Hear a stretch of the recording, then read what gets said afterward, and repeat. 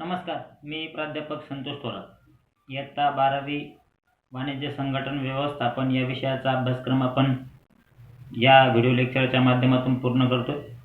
आजच्या तासाला आपण पुढील वाहतुकीचा प्रकार म्हणजे रेल्वे वाहतूक हा अभ्यासणार आहोत. मागील व्हिडिओ लेक्चरच्या माध्यमातून आपण पहिला वाहतुकीचा प्रकार रस्ते वाहतूक हा अभ्यासला होता. रेल्वे वाहतूक. रेल्वे ही भारतीय अंतर्गत वाहतूक म्हणा किंवा भारतातील अंतर्गत व्यापाराला म्हणा चालना देणारी किंवा प्रवासी वाहतुकीच्या अनुषंगाने जरी बघितलं तरी एक अत्याधुनिक आणि एक वेगळीच काळातली जाणारी प्रक्रिया म्हणून रेल्वेकडे बघता येते. रेल्वेच्या बाबतीत बघायचं ठरलं तर देशातील जी काही एकूण मालाची म्हणा किंवा प्रवासी वाहतूक म्हणा त्याच्यामध्ये रेल्वेचं एकूण योगदान हे 70% आहे.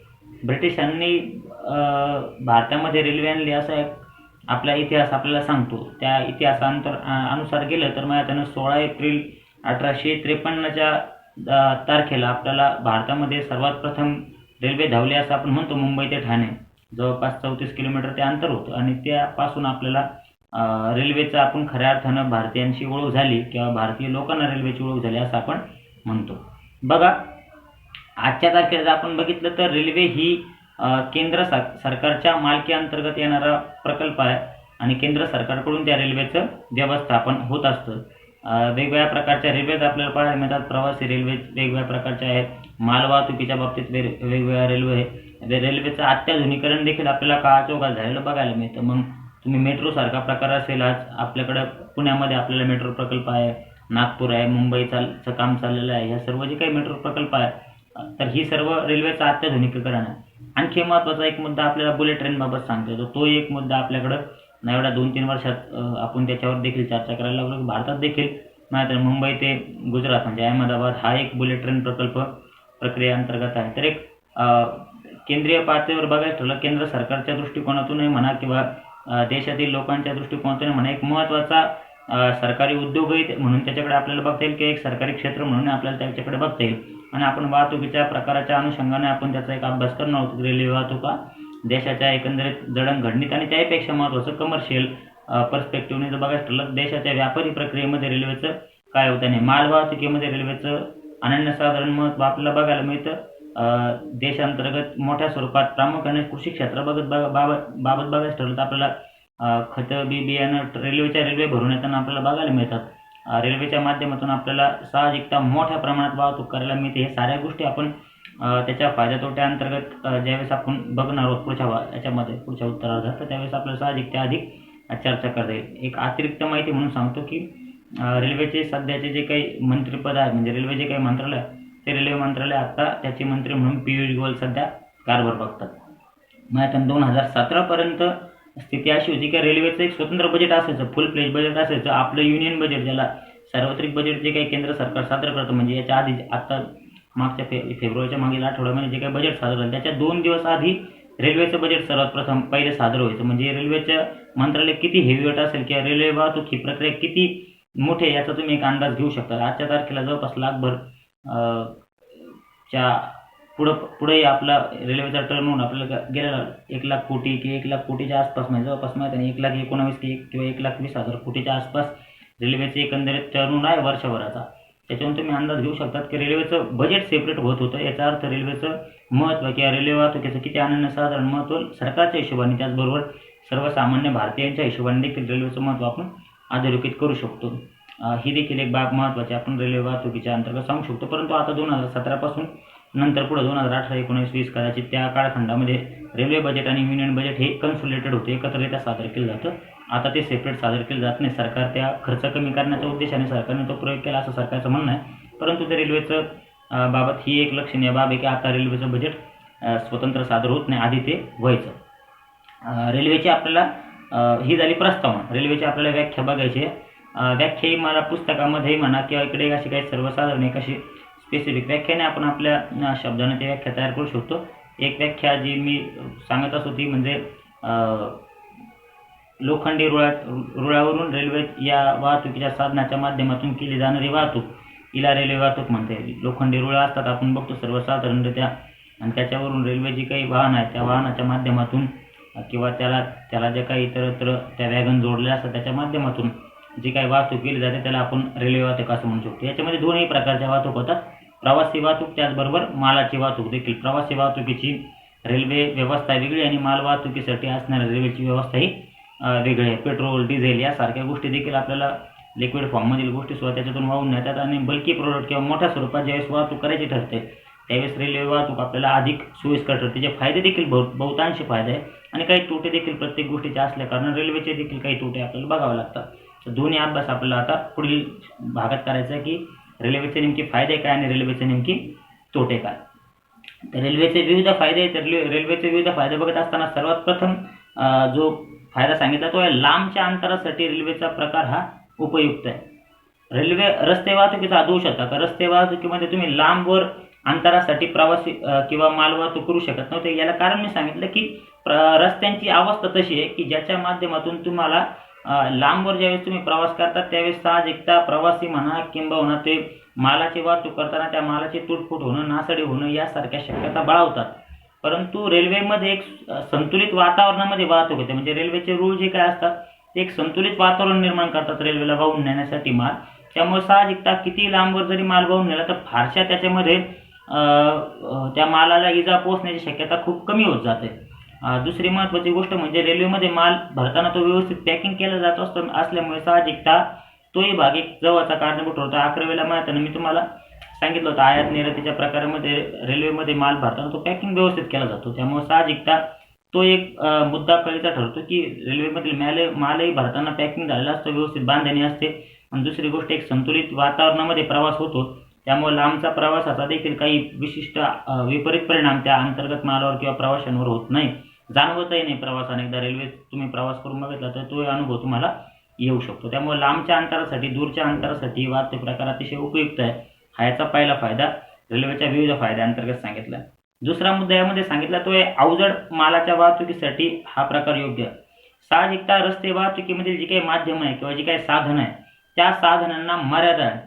रेल्वे वाहतूक रस्ते वाहतुकीचे 1 टन 2 टन फार तर 10 टन 15 टन 20 टनपर्यंत मालाच्या वाहतुकीची मर्यादा आपल्याला रस्ते वाहतुकीमध्ये आहे. साधनं मर्यादित असतात, त्याच्यातच तितकाच माल बसतो, त्याच्यापेक्षा जास्त वजनाचा माल ते नेऊ शकत नाही, त्याची क्षमता तेवढी आहे.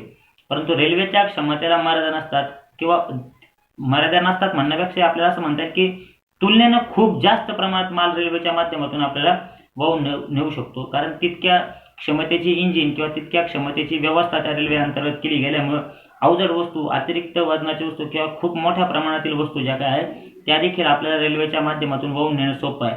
किंवा त्या रेल्वे या प्रकाराचा वापर करून आपण अशा रीतीने देखील मालाची वाहतूक किंवा प्रवासी वाहतूक अतिरिक्त मोठ्या स्वरूपात करू शकतो. रेल्वेची ती क्षमता देखील तितकी मोठ्या स्वरूपात आहे. बाकीच्या रस्ते वाहतुकीच्या प्रकाराशी तुलना करता रेल्वे वाहतुकीची क्षमता ही अतिशय मोठी आहे माल किंवा प्रवासी वाहतूक करण्याची. तिसरा मुद्दा जो सांगितला तो म्हणजे प्रतिकूल जे काही वातावरण आहे त्याचा अत्यल्प परिणाम जाणवतो. प्रतिकूल वातावरण म्हणजे जसं मी नैसर्गिक वातावरणाचा परिणाम रस्ते वाहतुकीवर होतो असं म्हटलं, धूप पाऊस वगैरे काय असतो अतिवृष्टी त्यावेळेस त्याचे अडचण निर्माण होतं, तितकासा परिणाम रेल्वे वाहतुकीवर होत नाही असं म्हटलं. याला कारण म्हणजे काय का रस्ते वाहतुकीमध्ये प्रॉब्लेम हा आहे का धुकं पडलं तर समोरची गोष्ट दिसत नाही आणि समोरून काही वाहन आलं तर त्यावेळेस अपघात होण्याची शक्यता आहे. रेल्वे वाहतुकीचा फायदा एवढा आहे का ते एक नियंत्रित वातावरण आहे सर्वच्या सर्व. त्यामुळे साहजिकता आपण रेल्वे नेतो आणि पुढून काही रेल्वे याची भीती नसते. त्यामुळे जरी स्पष्टता नसली दिसण्यामध्ये तरी एक कमीतल्या त्या नियंत्रित वातावरण असल्यामुळे आपण ती वाहतूक प्रक्रिया पुढे नेऊ शकतो. पावसाचा परिणाम तितकासा होत नाही. अनेकदा मुंबईमध्ये आपण त्या बातम्या ऐकतो का ज्यावेळेस रेल्वे रुळावरच पाण्याखाली ते रेल्वे रुळ जातात त्यावेळेस ती अडचण आहे. परंतु बाहेर पाऊस चाललेला आहे म्हणून रेल्वे थांबून घेतली होत नाही. नॉर्मली सर्वसाधारण पावसात ती रेल्वे चालते परंतु रस्ते वाहतुकीला मात्र मर्यादा.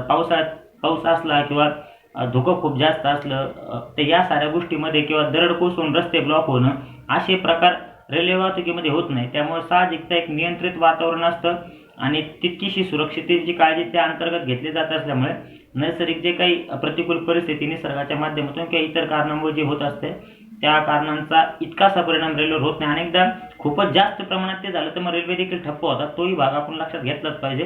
परंतु रस्ते वाहतुकीवर जितका प्रमाणात परिणाम होतो तितका प्रमाणात मात्र रेल्वे वाहतुकीवर प्रतिकूल परिस्थितीचा किंवा नैसर्गिक वातावरणाचा परिणाम होत नाही.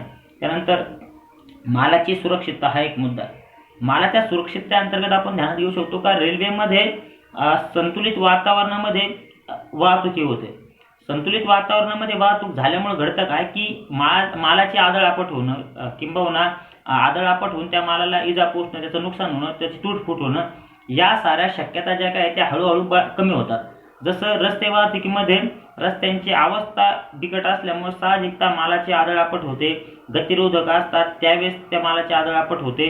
या साऱ्या गोष्टींचा आपण रेल्वे वाहतुकीशी ज्यावेळेस तुलना करू त्यावेळेस आपल्याला ते फरक जाणवतो का तितकासा परिणाम जेवढा रस्ते वाहतुकीमध्ये मालावर किंवा त्या वाहून नेत असलेल्या वस्तूंवर होतो तेवढा परिणाम मात्र रेल्वे वाहतुकीवर होत नाही. कारण संतुलित वातावरणात वाहतूक होते, नियंत्रित वातावरणात होते आणि बऱ्यापैकी सर्वच्या सर्व काळजी त्या ठिकाणी घेतली जाते. त्यामुळं मालामध्ये आपल्याला अतिरिक्त सुरक्षितता किंवा वस्तूचं गुणधर्म म्हणा, वस्तूचा एकंदरीत त्यातील टिकाऊपणा म्हणा तो टिकवून ठेवणं शक्य आहे. रस्ते वाहतुकीत आदळआपट होते, किंबहुना अनेकदा मालाची पुरेशी व्यवस्थित बांधणी न झाल्यामुळे बाहेरच्या वातावरणाचा परिणामही त्या मालावर होतो. परंतु रेल्वे वाहतुकीत ती सर्वच्या सर्व काळजी घेतल्या जात असल्यामुळे साहजिकता इतकासा परिणाम त्या मालावर होत नाही. त्यामुळे अनेकदा होते असेल थोडीशी तुटफूट, परंतु इतकं प्रमाण जे रस्ते वाहतुकीमध्ये आहे तेवढं प्रमाण मात्र रेल्वे वाहतुकीमध्ये मालाच्या नुकसानीचं राहत नाही. त्यामुळे मालाची सुरक्षितता हा देखील एक महत्त्वाचा मुद्दा आहे. वेगवान वाहतूक एक मुद्दा आहे का रेल्वे वाहतूक ही वेगवान आहे. साहजिकता इंजिन क्षमता जी काय ती अतिरिक्त आहे, त्यामुळे स्पीड किंबहुना गती ही जास्त आहे. रस्ते वाहतुकीला काय मर्यादा आहे. साहजिकता इंजिनाची धावण्याची क्षमता प्रत्येक वाहनाची मर्यादित आहे. त्यामुळं रेल्वे या रस्ते वाहतुकीच्या साहनापेक्षा दुप्पट तिप्पट वेगाने धावू शकतात.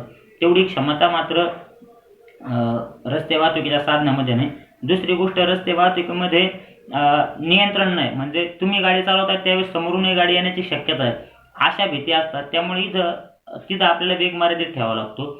रस्ते तेवढे भरभक्कम नसल्या कारणानं तेवढी गती आपल्याला मेंटेन करता येत नाही रस्त्याची दुरावस्था असल्यामुळं. इथं मात्र साहजिकता नियंत्रित वातावरण आहे, सर्व काही गोष्टी मेंटेन आहे, त्यामुळे साहजिकता अधिकची गती आपल्याला धरणं किंवा अधिक गतीनं वाहतूक करणं आपल्याला त्या ठिकाणी शक्य होतं. तर हा देखील एक फायदा आपल्याला रेल्वे वाहतुकीचा सांगता येईल. तर अतिशय सोपे भाग होते, फक्त पुस्तकामध्ये वाक्य स्वरूप आहे, त्याच्यामुळे थोडंसं उदाहरण देऊन जर सांगितलं तुम्हाला लक्षात येईल, त्यामुळे थोडंसं डिस्क्रिप्टिव्हमध्ये नेलेलं आहे. तोटे पण आहे, जसं फायदे या रेल्वे वाहतुकीचे तसे तोटे देखील आहे. तोटे देखील आपल्याला अभ्यासायचे रेल्वे वाहतुकीचे. पहिला तोटा सांगितला की महाग आहे सेवा. साहजिक आहे, ध्यानात घ्या की ही जी काय बोलतोय मी ती कमर्शियल बाबत बोलतोय, म्हणजे मालाच्या वाहतुकीबाबत बोलतोय. कारण प्रवासी वाहतूक जर आपण रेल्वेची बघितली तुलनेनं स्वस्त आहे, परंतु मालाची वाहतूक रेल्वेने करायची ठरली तर ती मात्र महाग आहे. आपण ही जी शिकतोय सर्वच्या सर्व वाहतुकीचे प्रकार, हे त्याचा मेजर अँगल हा कमर्शियल पर्स्पेक्टिव्ह आहे. प्रवासी वाहतूक हा शब्द अनेकदा येतो, परंतु ध्यानात धरायचं की आपला जो हेतू आहे शिकण्याचा किंवा तुलनेचा तो खराच सगळा व्यापारी दृष्टिकोनातून आहे. त्यामुळे रेल्वेचा जरी व्यापारी दृष्टिकोनातून तुलना केली तर रेल्वेची वाहतूक ही महाग आहे, प्रवासी वाहतूक स्वस्त आहे नक्की, परंतु व्यापारी वाहतूक म्हणजे माल जर वाहून न्यायचा असेल तर त्यासाठी तुम्हाला रस्ते वाहतुकीपेक्षा जास्त पैसे मोजावे लागतात. हा दोष रेल्वे वाहतुकीचा की ही सेवा तुलनेनं महाग आहे. तुलना करताना प्रामुख्याने आपण रस्ते वाहतुकीशी करतोय, तर त्या तुलनेनं ते नक्कीच महाग आहे. बाकीच्या वाहतुकीशी केली तर ती महागच होणार आहे, परंतु रस्ते वाहतुकीपेक्षा तर नक्कीच ती महाग आहे. हा देखील एक महत्त्वाचा भाग आपल्याला त्या ठिकाणी पहिला तोटा म्हणून शिकता येईल.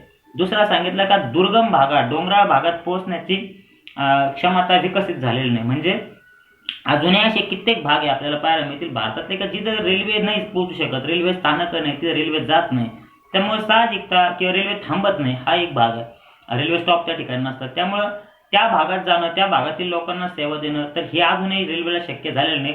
रेल्वे अजूनही बऱ्यापैकी जरी विकसित झाली असली किंवा बऱ्यापैकी रेल्वेचं जाळं पोहोचलेलं असलं तरी अजूनही भारतातले असा कित्येक मोठा भाग किंवा कित्येक मोठी राज्य किंवा त्या राज्यातील गाव, तालुके किंवा शहर आहे की ज्या भागाकडे अजूनही गेले नाही. कारण डोंगराळ भाग भारतामध्ये भरपूर आहे, तर रेल्वेला पायाभूत सुविधा जोपर्यंत तिथे निर्माण करत नाही तोपर्यंत रेल्वे जाऊ शकत नाही. रस्ते वाहतुकीला मात्र त्या मर्यादा नसतात. साहजिकता रस्ते वाहतूक कुठेही कुठपर्यंतही पोहोचू शकते, परंतु रेल्वे वाहतुकीत ही मर्यादा जाणवते का त्याला विशिष्ट पायाभूत सुविधा केल्याशिवाय रेल्वे तिकडे जाऊ शकत नाही. त्यामुळे साहजिकता ज्या ठिकाणी त्या सुविधा नाही अशा ठिकाणापर्यंत रेल्वे जात नाही, आणि तो भाग प्रामुख्याने दुर्गम किंवा डोंगराळ भागच आहे का ज्या ठिकाणी अजूनही रेल्वे पोहोचलेली नाही. हा देखील त्याचा दुसरा तोटा आहे. तिसरा तोटा रेल्वे अंतर्गत आपल्याला शिकायला मिळतो ते म्हणजे त्या निश्चित वेळा आहे. त्यामुळे काय होतं का तुमच्या वेळेप्रमाणे तुम्हाला नाही करता येत. रेल्वेचा टायमिंग ठरलेला आहे, तुम्हाला त्याच टायमिंगमध्ये रेल्वेतून प्रवास करता येईल किंवा मालाची वाहतूक करून घेता येईल.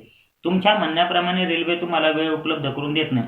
रस्ते वाहतुकीचा फायदा काय की आपल्या म्हणण्याप्रमाणे आपण ट्रॅव्हलिंग करतो. म्हणजे जरी बसचा प्रकार आपण घेतला, पण बस व्यतिरिक्त इतर साधने जे आपण आपल्या म्हणण्याप्रमाणे अरेंज करतो. रस्ते वाहतुकीमधला बस हा प्रकार आहे का, साहजिकता बसच्या निश्चित वेळा असतात आणि त्या वेळेला बस धावते, परंतु इतर भरपूर साधने त्याला पर्याय शिल्लक आहे. उदाहरणार्थ तुम्हाला बस नाही मिळाली, तुम्ही खाजगी वाहनाने प्रवास करू शकतात किंवा खाजगी वाहनाच्या माध्यमातून मालाची वाहतूक करू शकतात, प्रवासी वाहतूक करू शकतात. रेल्वेला तसा पर्याय नाही. रेल्वे सरकारी रेल्वे जाऊन गेली, मग आपण आपली खाजगी रेल्वे नेऊ असं काही होत नाही. त्यामुळे साहजिकता रेल्वेच्या निश्चित वेळ आहे आणि त्या निश्चित वेळेतच तुम्हाला ते सर्वच्या सर्व अरेंजमेंट ठेवावं लागतात. तुमच्या म्हणण्याप्रमाणे लवचिकता वेळेमध्ये तुम्हाला निर्माण करता येत नाही. आणखी एक मुद्दा सांगितलाय तो अपघाताबाबतचा आहे. अपघाताचे मध्ये नुकसान होण्याची शक्यता जास्त आहे असं त्यांचं म्हणणं आहे किंवा प्रमाण जास्त आहे. मुळात अपघाताचं प्रमाण कमी आहे हे ध्यानात घ्या, कारण रेल्वे नियंत्रित वातावरणात, संतुलित वातावरणात सगळ्या काही गोष्टी निश्चित असल्यामुळे शक्यतो अपघात घडत नाही.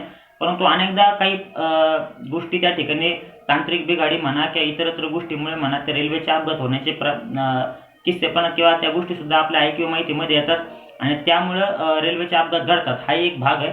परंतु त्यामध्ये आपण एक गोष्ट सांगू शकतो की रस्ते वाहतुकीमध्ये होणारा अपघात आणि रेल्वे वाहतुकीमध्ये होणारा अपघात याच्यामध्ये तुलनात्मक जर आपण अभ्यास केला हा फरक जाणवतो की रस्ते वाहतुकीत होणारा अपघातांची संख्या जास्त आहे, परंतु त्यातून होणाऱ्या नुकसानीचं प्रमाण तुलनेनं कमी असतं. परंतु रेल्वे वाहतुकीच्या अपघातांची संख्या कमी आहे, पण होणाऱ्या नुकसानीची प्रमाण मात्र जास्त आहे. म्हणजे रेल्वे वास्तविक पाहता ही पण गोष्ट काही इतकी अशी सोपी बोलण्यासारखी नाही. परंतु जर रस्ते वाहतुकीमध्ये एखाद्या टू व्हीलरचा त्याचा अपघात होतो तर 1-2 व्यक्तीचा समजा मृत्यू झाला, ती पण घटना मृत्यू होणं वाईटच आहे. परंतु मरणाऱ्यांची संख्या म्हणा किंवा आर्थिक हानी म्हणा, जीवितहानी थोडीशी मर्यादित होते. परंतु रेल्वेमध्ये जास्त प्रवासी किंवा जास्त मोठ्या स्वरूपात गुंतवणूक या साऱ्या गोष्टीचा विचार करता ज्यावेळेस रेल्वेचं अपघात होतो त्यावेळेस मोठ्या स्वरूपात जीवितहानी सर्वात खऱ्या अर्थानं आणि त्या दुसऱ्या अर्थानं म्हणल्यावर आर्थिक हानी किंवा वित्त हानी देखील खूप मोठ्या स्वरूपात होते. हा देखील एक धोका किंवा दोष किंवा कमतरता रेल्वेमध्ये आजही आहे. एक शेवटचा एक मुद्दा आहे तो म्हणजे घरापर्यंत वाहतूक नाही. तर ही गोष्ट खरीच आहे का आपल्या घरापर्यंत अजून तरी रेल्वेचा रूळ आलेला नाही. जे चुकून काही ग्रामीण भागामध्ये काहींच्या घरासमोरून गेलेले आहे रूळ, त्याच्यामुळे तुम्ही म्हणून लगेच आपद म्हणू नका का आमच्या घरासमोरून रेल्वे जाते. उद्देश हा आहे का तुमच्या घरापर्यंत रेल्वे थांबते का घराजवळ आणि घरापाशी तुम्हाला सगळ्या सुविधा देते का, या अनुषंगाने आपण बघतोय. तर त्याचं उत्तर नाही आहे. तर रेल्वे तशी काही सेवा देत नाही आपल्याला. डोअर टू डोअर सर्व्हिस जी आपल्याला रस्ते वाहतुकी अंतर्गत मिळते ती आपल्याला रेल्वे वाहतुकीमध्ये नाही. त्याचे निश्चित स्थानक आहे, त्या स्थानकावरच तुम्हाला ती सेवा घेता येते किंवा सेवा ती पुरवली जाते. प्रत्येक व्यक्तीच्या घराला किंवा प्रत्येक व्यक्तीच्या घरापर्यंत जाऊन सेवा देण्याची सोय अजून तरी रेल्वेने दिलेली नाही. भविष्यामध्ये काही सांगता येत नाही. तंत्रज्ञान बदलतं, गोष्टी बदलतात, त्यामुळे ते सगळे बदल घडतात. परंतु आजच्या तारखेला आपण हा व्हिडिओ बनवताना किंवा अभ्यास करताना अजून तरी तशी काही सेवा मिळालेली नाही. तर हा होता भाग रेल्वे वाहतुकीचा आपण काही मूलभूत माहिती लक्षात घालण्याचा प्रयत्न केला. सुरुवातीच्या भागात व्याख्या आपण आपल्या पद्धतीने बनवण्याचा एक प्रयत्न केला आणि नंतर आपण त्याचे फायदे आणि तोटे असे 2 भागात वर्गीकरण करून आपण तेही शिकण्याचा प्रयत्न केला. आणखी 2 भाग आपले बाकी वाहतुकीचे तेही व्हिडिओ मी लवकरच तुम्हाला देण्याचा प्रयत्न करतो. आणि तो जलवाहतूक आणि हवाई वाहतूक हा भाग राहिला असेल ते आपण लवकरात लवकर पूर्ण करून तुमच्यापर्यंत देऊ.